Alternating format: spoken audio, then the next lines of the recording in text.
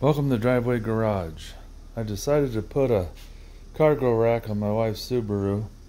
This is the one I ended up getting off of Amazon. Max Haul roof mount cargo rack, model 70115.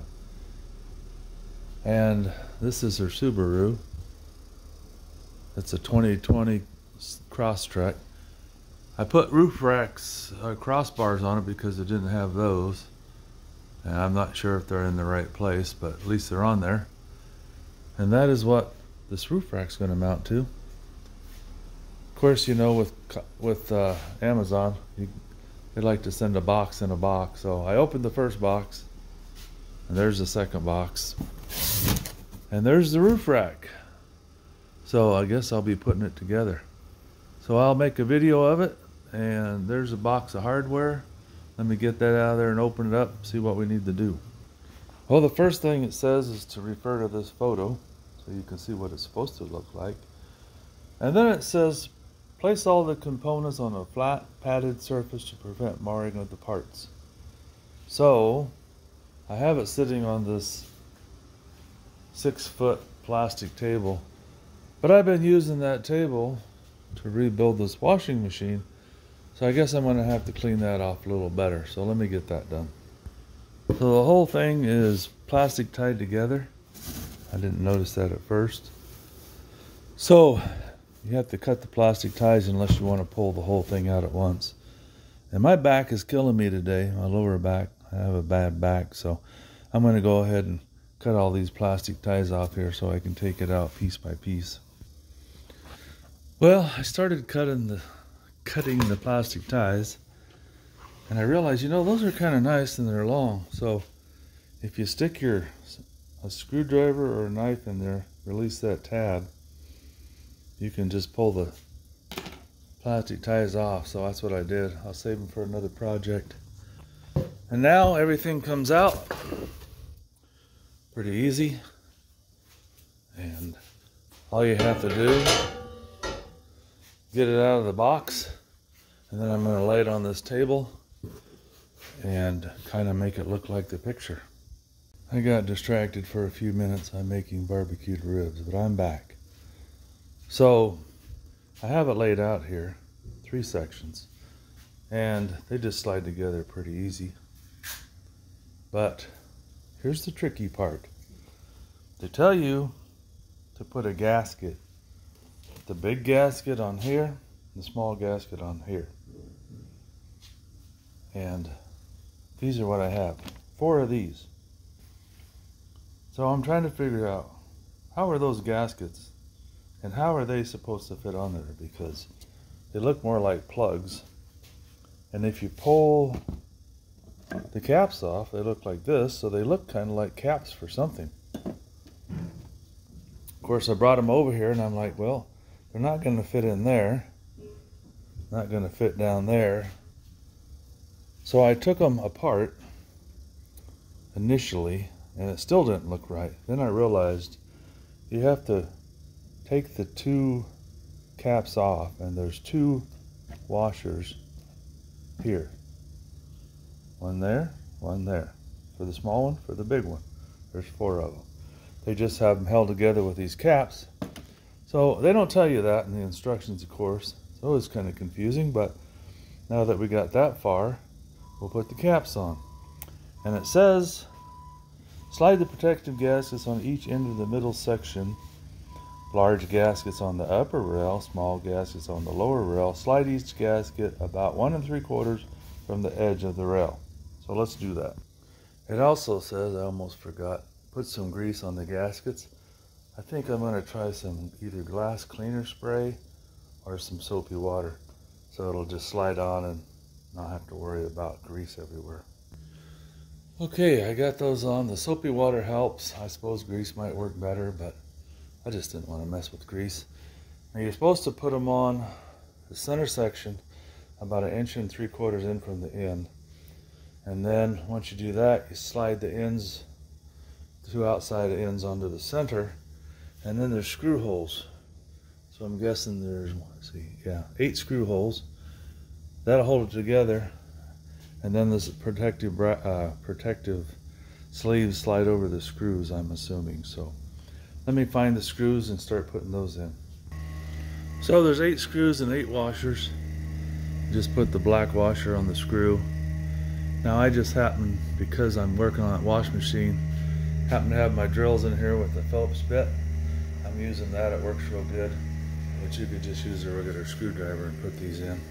I'll get those on there and then see what it takes to slide the cover back on. So once you get the screws in, you just slide the protective sleeve up to the edge of the screw. It doesn't actually cover it. It just keeps water from getting into the joints in here, which is a good idea because you get a bunch of water in there and then it freezes. It'll rust them and break them apart. So I got that done. Now let's see what's next. Well, the instructions say attach the wind deflector, but it was already attached. So one less thing to do. So the next thing it says is to put the mounting brackets, well, this mounts up there, and you want the crossbars as far apart as possible. So I'm going to get my tape measure and I'm going to measure about how far that would be. I'm assuming that I'll put one of them here and one of them here versus up here on the curved part. So I'm going to see what that measurement is and see how close I guessed on the crossbars. Okay, I went ahead and moved those about 4 inches. I had them on 28 inches. Needed to be at 32 inches. So now I can get it mounted as wide as possible. Now for the mounts, this part goes on the bottom of your crossbar, and this part goes on the top, of course.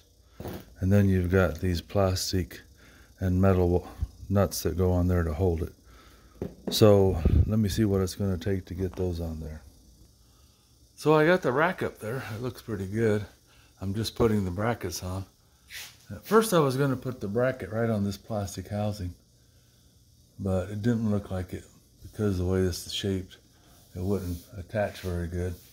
So I went ahead and moved it to the middle part of the crossbar in here, and you get a lot better connection. Now I'm guessing, because this is metal, it's going to give a little bit over time, so I would think periodically a person should check these, especially right after you put them on. Make sure they stay nice and tight. I got a little more tightening to do on mine, but I think that's where I'm going to end up putting them. I'm going to get all 4 on there and we'll see what it looks like.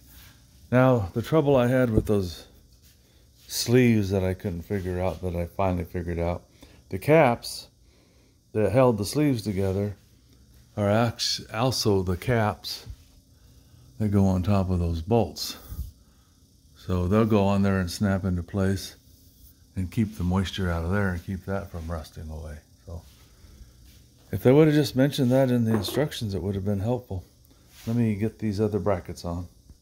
So when you put this on there, you want it centered front to back on the brackets. So this one's in the last space available here, and this one the same way. And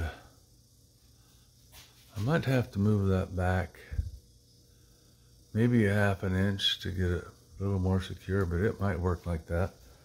Another thing you want to look at is left to right. So I'm going by the seam, and this plastic is right on the edge, not quite on the edge of that plastic seam there, if you can see that right there. So I'm going to mount this one the same way, and it's just about there. You don't want to have it cockeyed on your roof. It'll look a little funky. Oh, mine's just about there, and it might not be the same distance front to back. I'm not even sure. I haven't measured that, but just something to think about when you clamp it down. If you're not 7 feet tall, you're probably going to need an OSHA approved ladder like I have here to help you get up on top to tighten those nuts up. It works good. Okay, the roof rack is on. I like the looks of it.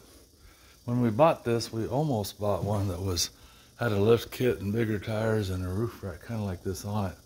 That looked pretty sharp, but we decided not to spend the extra money that they wanted for everything. So I'll just do this myself. Probably won't put a lift kit on it, but I think it's pretty well centered. I've got about 4 inches. Well, it almost looks, no, I think it's pretty good. For now, we'll leave it. I'll do some more measuring later, but I like the looks of it. Turned out good. Took me less than an hour once I figured out the little washer situation or the rubber gasket situation.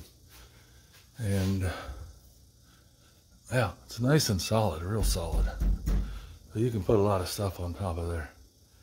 When we take trips, sometimes you got all your luggage inside, then you have no room. This way we can throw some on top. We even have a bed, inflatable bed that goes in the back of this. So if you don't have luggage in there, you can fold the seat down and sleep inside of here if you want. Saves on a motel room or setting up a tent or a camper or whatever. Thanks for watching, guys. I'm going to give you a little bonus footage. I'm making ribs while I was doing this.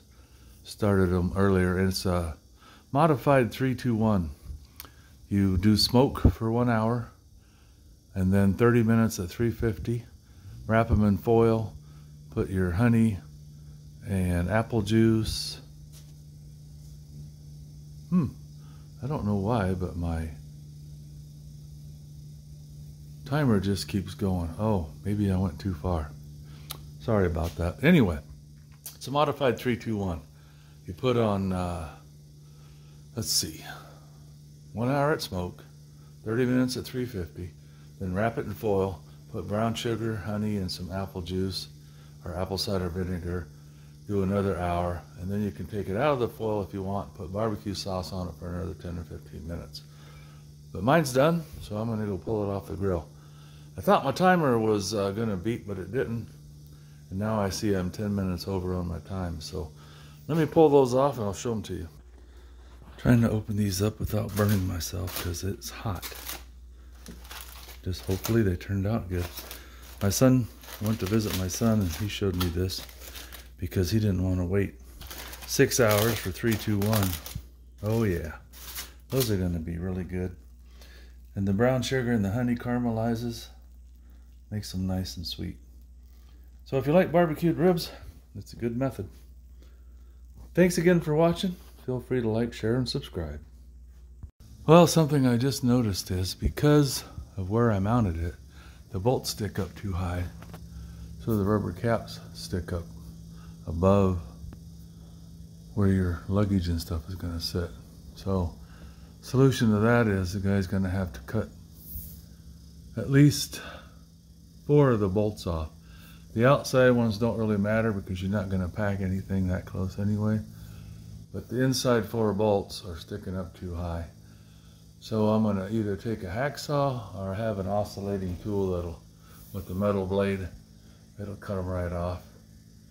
And if I scar up the plastic just a little bit, it won't matter because these plastic rubber caps will still fit inside there. So something else to think about.